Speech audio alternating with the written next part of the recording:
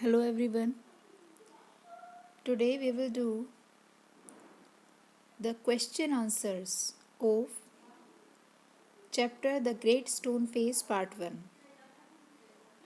The first question is write true or false for each of the following statements. के नीचे जो statements दी गई हैं उनके लिए आपको true और false बताने हैं. So number one is the great stone face stood near where Ernest and his mother lived. कि जो ग्रेट स्टोन फेस था वो बिल्कुल अर्नेस्ट और उसकी माँ जहाँ पे रहते थे उसके बिल्कुल पास ही था. तो ऐसा था क्या? नो. तो क्या हो गया ये? False. Right. Number 2 is one would clearly distinguish कि कोई भी बिल्कुल क्लियरली बता सकता है the features of stone face only from a distance. कि अगर वो थोड़ी उससे दूर हो, किससे? स्टोन फेस से दूरी पर हो, तो उसके फीचर्स को वो क्लियरली बता सकता है कि उसके फीचर्स जो हैं वो कैसे लगते हैं. तो ये ट्रू है या फॉल्स है? ट्रू है, क्योंकि अगर हम किसी भी चीज़ के बिल्कुल पास खड़े होकर उसको देखते हैं तो वो क्लियरली हम उसे उसके फीचर्स को नहीं देख पाते हैं. लेकिन जब हम उससे दूर होते हैं, कोई जो भी चीज़ साइज़ में बड़ी होगी तो हम उसको दूर से ही क्लियरली देख सकते हैं. राइट. पास से देखेंगे तो उतना ही पोर्शन दिखाई देगा ना जिस पे हमारी नज़र पड़ेगी. तो ये क्या हो गया? ट्रू है ये. Right. Number 3 is Ernest loved his mother and helped her in her work. कि अर्नेस्ट अपनी माँ से बहुत प्यार करता था और उसके काम में उसकी हेल्प किया करता था. तो ट्रू है ये. राइट. नंबर 4 इज दो not very rich Gathergold was a skillful merchant. तो ये क्या है? फॉल्स है ये. क्यों? क्योंकि गैदरगोल्ड जो था वो बहुत ज़्यादा रिच पर्सन था. राइट. तो ये क्या हो गया? False. Number 5 is Gathergold died in poverty.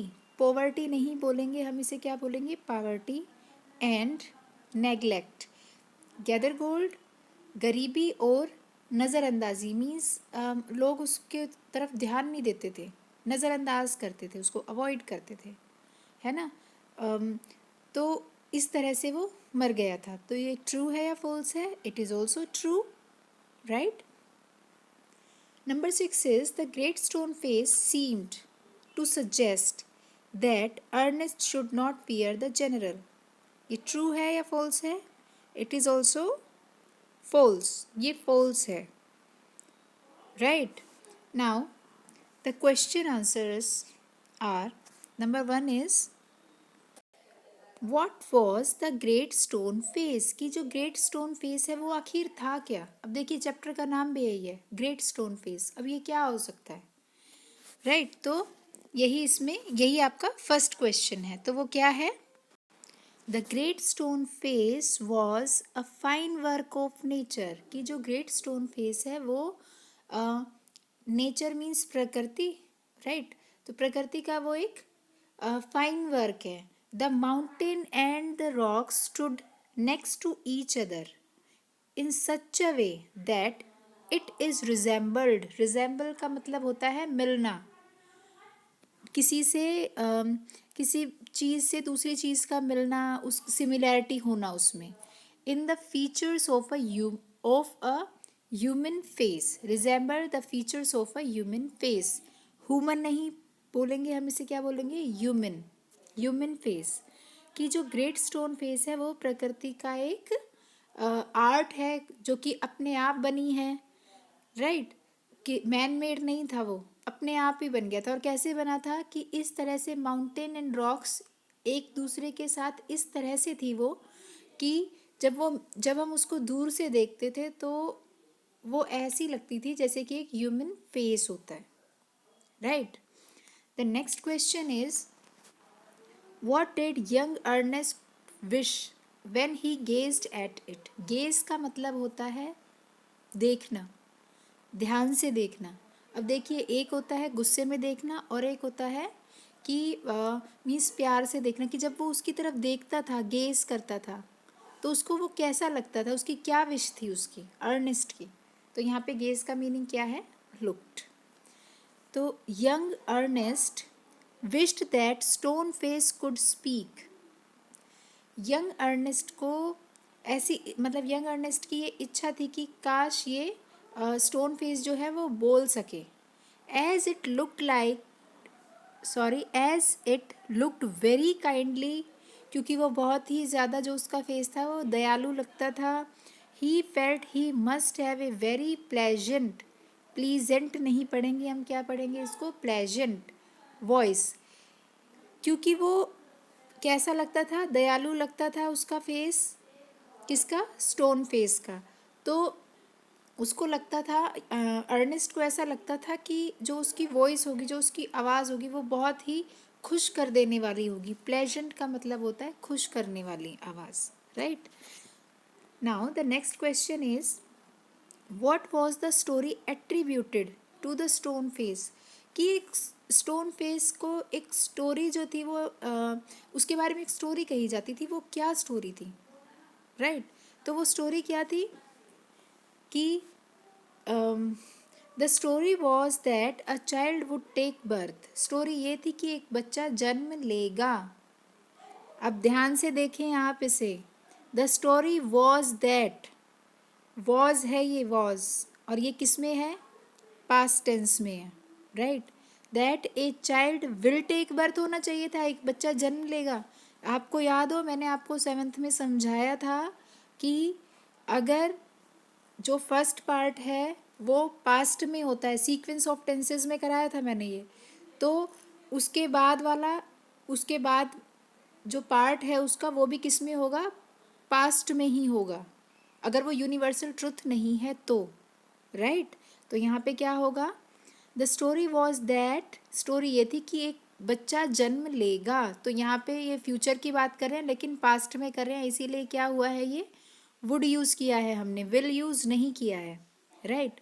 तो एक बच्चा जन्म लेगा who would resemble the stone face, जो कि स्टोन फेस से मिलता जुलता होगा, व्हेन ही ग्रोज अप, जब वो बड़ा हो जाएगा तब, राइट. समझ आ गया ये आपको. इसके बाद जो है वो नेक्स्ट ये है कि अच्छा इसमें एक चीज़ और भी देखिए, जैसे कि अब यहाँ पे क्या लिखा है इसने, व्हेन ही ग्रोज अप. और अभी मैंने आपको बताया था कि ये क्या है, वॉज है, तो यहाँ पे विल नहीं आएगा, वुड आएगा, ठीक है ये. लेकिन इसने यहाँ पे क्या किया है, ये इसने प्रेजेंट टेंस यूज़ किया है इसमें, व्हेन ही ग्रोज अप. तो आप यहाँ पे ये भी कर सकते हैं, when he would grow up, कि वो जब बड़ा होगा तब उसका फेस स्टोन फेस से मिलेगा, when he would grow up. ध्यान रखेंगे, ही वुड ग्रोज अप नहीं करेंगे, वुड ग्रो अप आएगा. Thank you. इसके बाद जो है वो नेक्स्ट क्वेश्चन है, what gave the people of the valley the idea that the prophecy was about to come for the first time. कि क्या चीज़ थी, क्या बात थी जिसकी वजह से जो उस वैली मीन्स होता है घाटी, उस घाटी के जो लोग थे उनको लगता था. प्रोफेसी का मतलब क्या होता है पहले बताइए. प्रोफेसी का मीनिंग होता है भविष्यवाणी, कि जो भविष्यवाणी की गई थी ना स्टोन फेस को लेके, वो पहली बार अब सच होने वाली है. तो ऐसा क्यों लग रहा था उन लोगों को. तो answer is a great man named Gather Gold had attend a lot of wealth. कि जो एक महान आदमी था जिसका नाम था गैदर गोल्ड, उसके पास बहुत ज़्यादा पैसा भी था. आप यहाँ पे ऐसे भी कर सकते हैं, a great man named Gather Gold had a lot of wealth, he had now decided to come back to his native valley. और उसने फिर बाद में ये डिसाइड किया था, गैदर गोल्ड जो था वो उसी वैली का रहने वाला था, राइट. तो वो मतलब छोटा था तब वो छोड़ के वहाँ से चला गया था उस वैली को, लेकिन अब वो बहुत अमीर हो गया था और अब उसने डिसाइड किया था कि वो वापस अपने होम टाउन, अपने वैली में वापस, हिज नेटिव का मतलब है कि जहाँ पे उसका जन्म हुआ है, तो वो वहाँ पर वापस आएगा. There was a humour in the valley that he resembled the stone face. और सब जगह वैली में ये अफवाह फैल गई थी कि जो गैदर गोल्ड है उसका फेस बिल्कुल स्टोन फेस से रिजेंबल करता है। Now the next question is, did the Ernest see in Gathergold the likeness of the stone face? कि क्या अर्नेस्ट ने गैदर गोल्ड में कोई लाइकनेस देखी थी, मीन्स सिमिलैरिटी देखी स्टोन फेस वाली?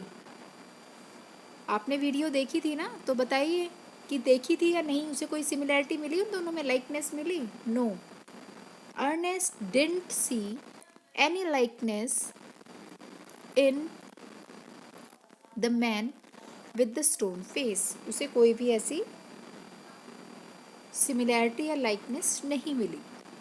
Next question is, who did he, Ernest, ही यहाँ पे किसके लिए यूज़ किया गया है? अर्नेस्ट के लिए। Confide in and how was he proved right? कि अर्नेस्ट ने किस पर, कन्फाइड का मतलब होता है यकीन करना, अर्नेस्ट ने किस पर यकीन किया और वो कैसे सही प्रूव हुआ? राइट, तो next the answer is, it seems he कन्फाइडेड in the stone face. ऐसा लगता है कि उसने स्टोन फेस पर भरोसा किया था, पत्थर के चेहरे पर भरोसा किया था। The face seemed to say that the man, ऐसा लगता था जैसे कि स्टोन फेस उससे कहता था that the man would come when Ernest became a young man, somebody did come. कि ऐसा उसने जो है किस पे यकीन किया था? स्टोन फेस पे यकीन किया था। उसको ऐसा लगता था, किसको? अर्नेस्ट को, कि स्टोन फेस उससे कहता है कि एक, जब वो बड़ा हो जाएगा तब एक ऐसा इंसान आएगा जो कि उससे मिलता जुलता होगा। समबडी डिड कम, कोई ज़रूर आएगा जो स्टोन फेस से मिलता जुलता होगा। Now the next question is,